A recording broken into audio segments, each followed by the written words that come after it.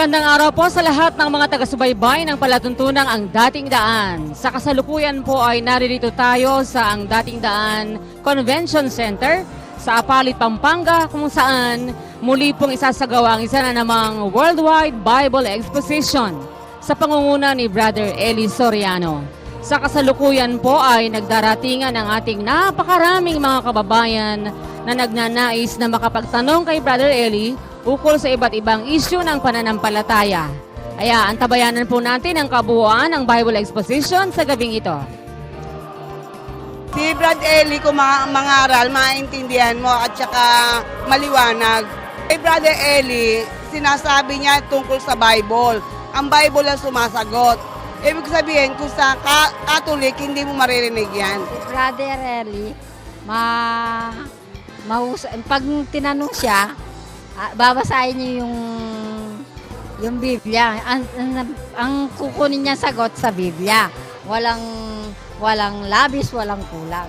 Si Brother Eli, nung una, natatawa lang kasi kami sa kanya pag nagdidebate, ganyan. Masarap mo ng debate, lalo na pag yung kalaban niya naiipit na gano'n. Pero habang tumatagal, pag nakinig ako, parang iba na Iba na, madami kang natututunan, na may mga bagay ka palang mali na ginagawa na hindi mo alam na karumal-dumal na pala sa Diyos. Talagang para sa akin, siya na yung kakaiba talaga sa mga nakita ko. Ang kaibahan ni Brother Eli sa ibang mga ngaral siya talaga laging Bible-based siya Hindi siya nagsasalita nung pangsarili lang niya Mag-i-explain siya konti, i-explain lang niya yung konteksto, pero ang buong kaalaman nandun lang sa Bible. Ang masasabi ko po dun sa mga pangaral ni Brother Eli,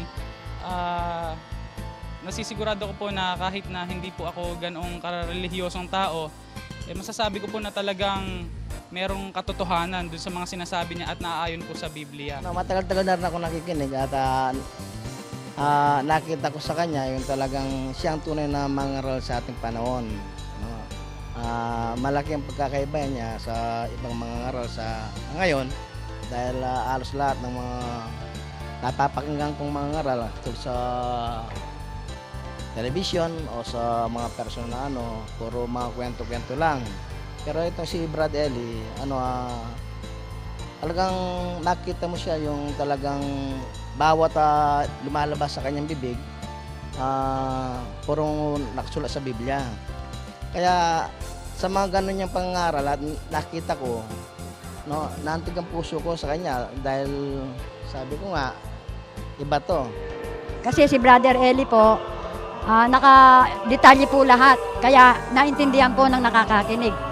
Yung kanya kasing pagsasalita, talagang tumitimo sa puso ko. Una, naintindihan ko yung kanyang pangaral.